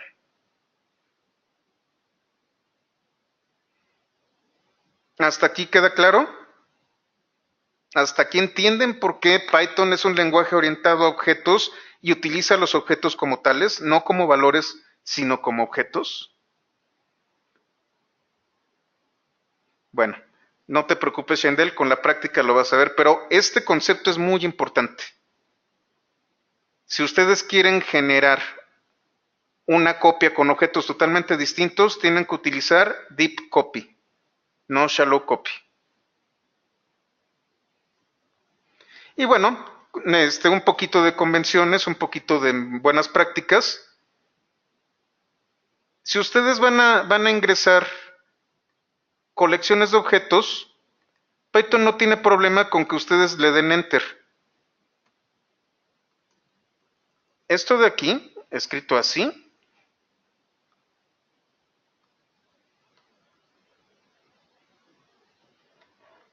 es exactamente lo mismo que como estaba originalmente. Pero nosotros somos personas. Se recomienda que le den enter para que sea más legible. Python de todas formas lo va a interpretar igual. Esta es una buena práctica. Esto es mucho más legible que tener un chorizo largo con esta colección. Ahora, ¿qué funciones podemos utilizar nosotros con estos objetos? Len, que me da el tamaño del objeto. Tenemos aquí 5 elementos. Aquí, ¿cuántos elementos tenemos? Tenemos 1. Ah, no, perdón. Perdón, estaba quitando el paréntesis. Tenemos 3 elementos. 1, 2, 3. Si yo tuviera esto así,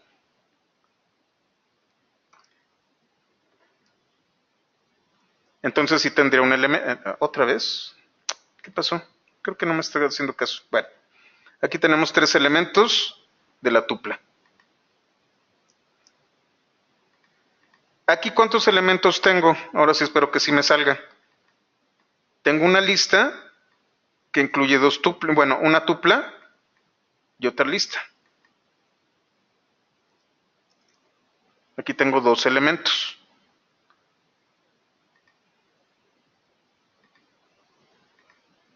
Y fíjense lo que yo tengo aquí. Aquí tengo una lista. Fíjense dónde termina el corchete. Que tiene una tupla y una lista. Pero no contábamos con este índice 1.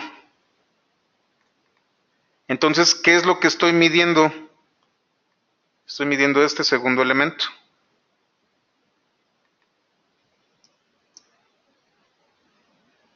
Y efectivamente, de esta lista, fíjense cómo esto cambia de verde, que es una lista, estoy midiendo el tamaño del segundo elemento, que es este de aquí. ¿Y cuál es el tamaño de una lista vacía? Es 0. Tenemos la función max, que si los elementos son comparables, me dice cuál tiene el valor máximo.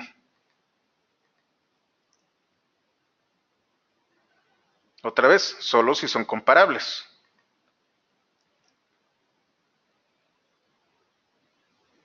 ¿Por qué esto sí me lo puedo comparar? Porque empezó con la primera letra.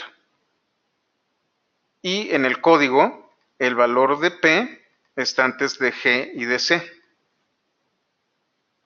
En la de len, te perdiste en len. Ok, len me da el tamaño de un objeto. En este caso yo tengo 5 elementos. En este caso yo tengo 3 elementos. En este caso yo tengo un elemento y 2 elementos. Y en este caso, debido a que yo tengo este índice, lo que estoy pidiéndole len es a esto. Entonces son 3 elementos.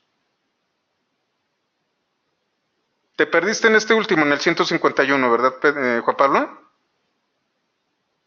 Sí, aquí es una trampita. Aquí estoy colocando un índice. Y ese es el que me dice que el len es para el segundo elemento. Ok, tenemos max. Tenemos min, que funciona igualito.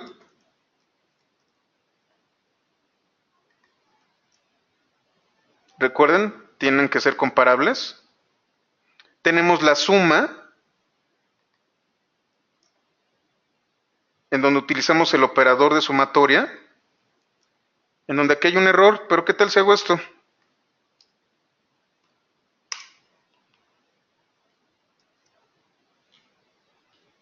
¿Dónde tengo int?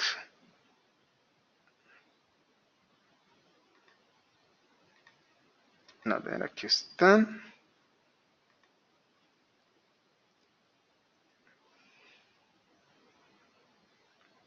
¿Por qué no me permite ctr? Bueno, en este caso la sumatoria sí es posible, y en este caso parece que es...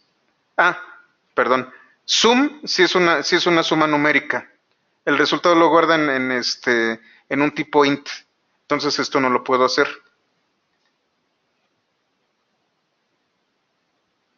Sí, Pablo. Hace referencia al segundo elemento. Recuerda que es 1. Si fuera el primer elemento sería 0.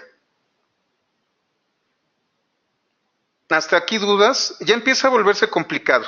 Ya empieza a volverse complejo, pero justamente por eso es por lo que los apuntes son interactivos. El chiste es que no se queden con el curso, el chiste es que jueguen con el código que tenemos aquí y puedan hacer sus combinaciones y puedan ver los apuntes y entender más o menos de lo que se trata el asunto. Por eso son interactivos, por eso me gusta esta herramienta, porque ustedes pueden jugar con el código y revisar los apuntes. Nos quedan 15 minutos. Vamos a ver si podemos llegar a una parte a una parte del siguiente capítulo.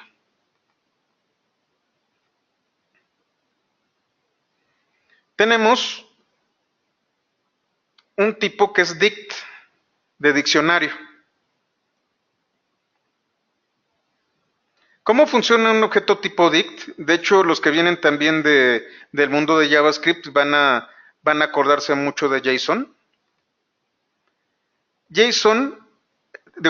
Los objetos tipo dict nos permiten tener una colección de objetos ordenados, pero no indexados por número, sino por un identificador o un nombre. El nombre o el identificador o clave tiene que ser inmutable. Se recomienda que sea o str o int, pero pueden utilizar cualquiera de los inmutables. Y este identificador corresponde a un valor. Si ustedes también utilizan MongoDB o estas bases de datos, entonces sí saben lo que es una base de datos de clave valor. Dict está hecho precisamente para eso. Ustedes tienen una llave, un identificador, un nombre, los voy a utilizar como sinónimos, y un valor, que es también sinónimo de objeto. ¿Cómo defino yo un objeto de tipo dict? Con las llavecitas. Tengo el identificador, que obligatoriamente tiene que ser un inmutable, y un valor u objeto. Y puedo tener cuantos yo quiera separados por comas. Estos son algunos ejemplos. Nombre, dos puntos. Este es el identificador y este es el valor.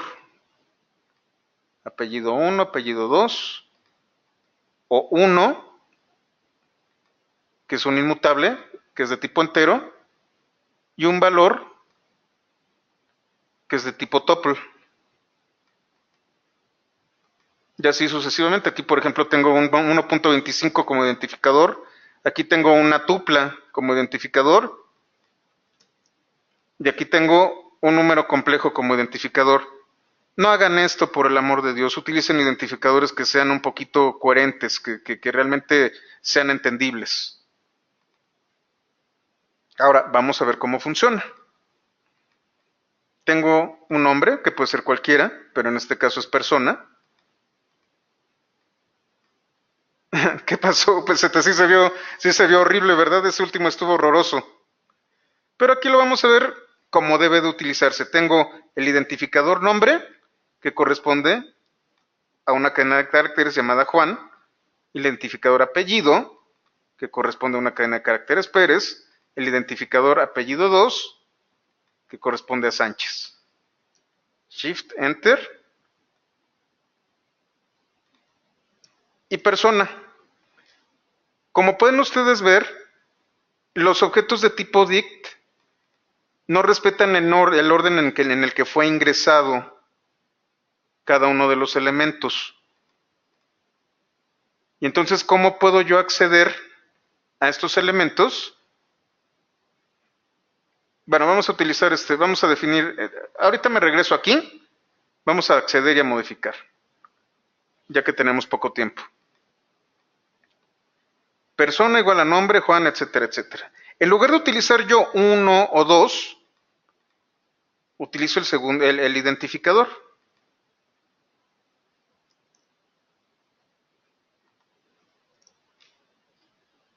¿Qué ocurre?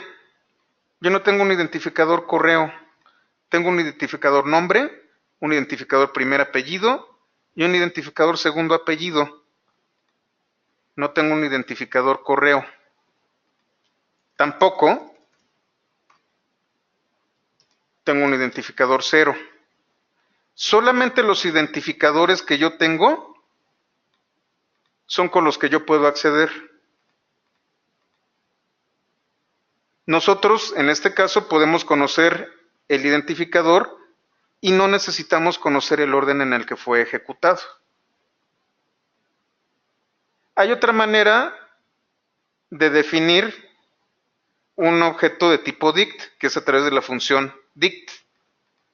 ¿Cómo funciona? Aquí solamente va a utilizar identificadores como cadenas de caracteres y es dict, paréntesis, nombre sin las comillas y el valor del objeto.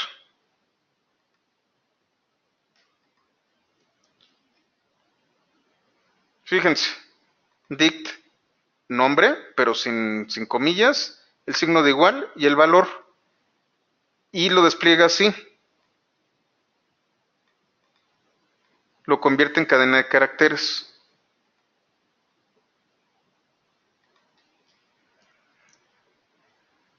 ¿Qué sucede aquí? El 1 no puede ser utilizado. Tiene que ser a fuerzas algo que cumpla. ¿Se acuerdan de las reglas de los nombres que vimos en namespace? Sí, parece una estructura en C. A decir verdad, esto lo vamos a utilizar mucho cuando veamos funciones. Por eso tenemos estas dos maneras y lo vamos a ver tantito más adelante.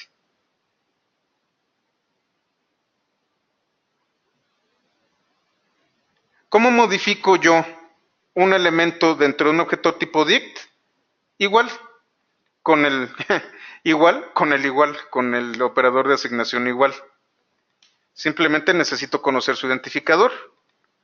Aquí tengo nombre, que corresponde a Juan, y aquí lo que le estoy diciendo es persona, corchete nombre, igual a Joaquín. Ya lo cambié. Y otra vez, yo puedo añadir un elemento simple y sencillamente con un nuevo identificador. Como no existe segundo apellido en persona, al hacer esto, lo añado.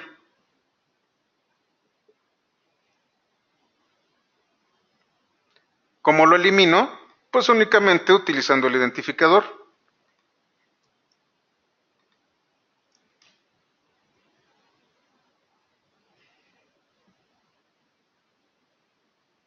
¿Qué métodos tenemos? Tengo el método copy, que es muy similar al rebanado, pero es un rebanado, ¿cómo se llama? Es un shallow copy.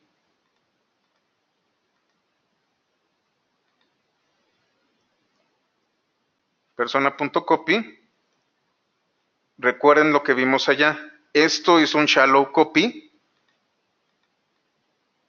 del original. El pop es muy similar también a lo que vimos. Si yo le doy el identificador, me va a traer ese valor y lo va a eliminar. Si no le digo cuál, va a traerme un mensaje de error. Perdón, si no le coloco el identificador, me marca un mensaje de error. Tiene que ser obligatoriamente un identificador que encuentre.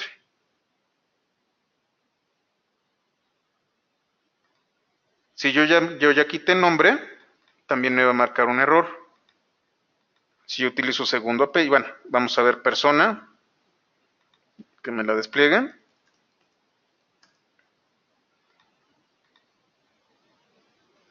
Persona.pop.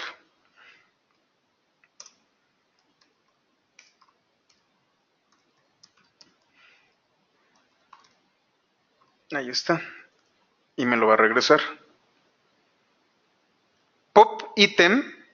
Aquí lo que con pop, lo que yo estoy haciendo es con el identificador que me regrese el valor. Con pop item,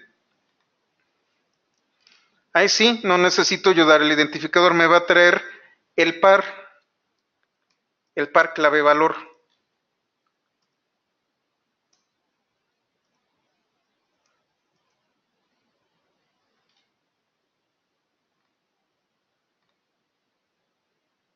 Y cuando ya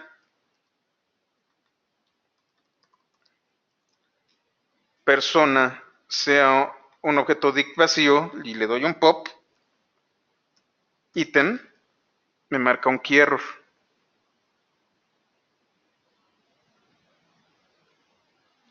Sí lo quitan del dict. Tanto pop como pop item eliminan. Funcionan como una pila. En este caso, pop elimina el que yo le indique. Pop item me regresa una tupla con la relación clave-valor, pero también las elimina. Tengo get.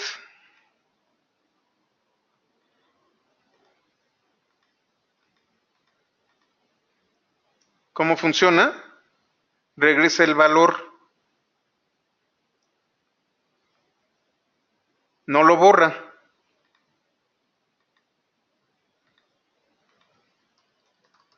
Simplemente me regresa el valor.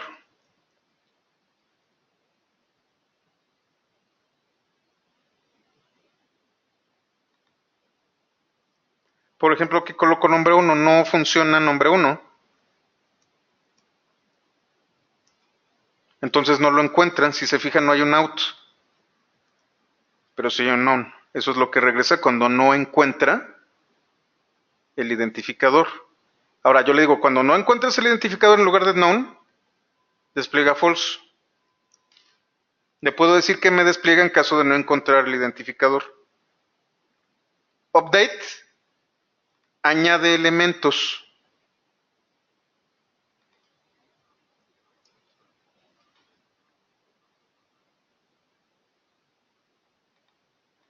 Entonces yo tengo, por ejemplo, persona, en donde tengo nombre, primer apellido, segundo apellido. Con update, yo lo que estoy haciendo es sustituir.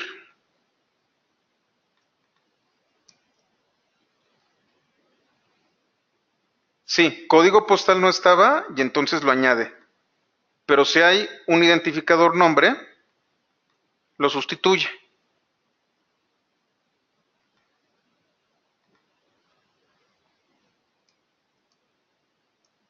Fíjense cómo puede ser este formato, en donde tengo un diccionario, o aquí yo tengo una lista con pares.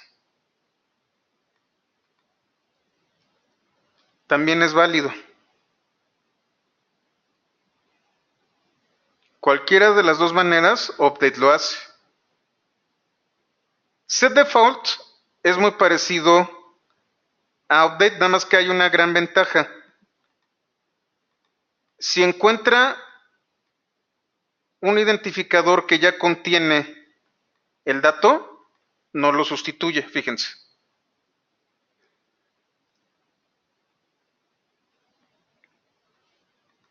Lo que hizo fue añadir email. Pero, por ejemplo, yo ya tengo nombre en persona y es Juan. Cuando yo utilizo setDefault José, me regresa Juan. Me está diciendo, ¿sabes qué? Ya hay un identificador que tiene este contenido. ¿Y qué es lo que hace? No lo sustituye.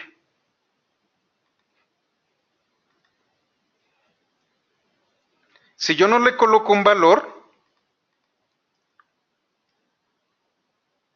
el valor es known.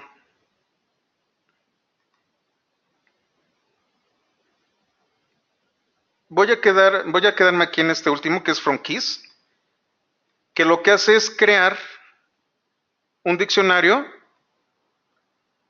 a partir de estos identificadores. Si se fijan, yo nada más le estoy colocando los identificadores. Y entonces lo que estoy haciendo es crear un diccionario con valores por defecto. En este caso es none, pero le puedo decir, ¿sabes qué? A todos los valores, ponles true. Vamos al último, que es clear. Clear lo que hace es eliminar todos los elementos del objeto tipo dict. Vamos a quedarnos aquí. Mañana vamos a ver las iteraciones con objetos tipo dict. ¿Ok? Entonces terminamos aquí y nos vemos mañana. Muchas gracias.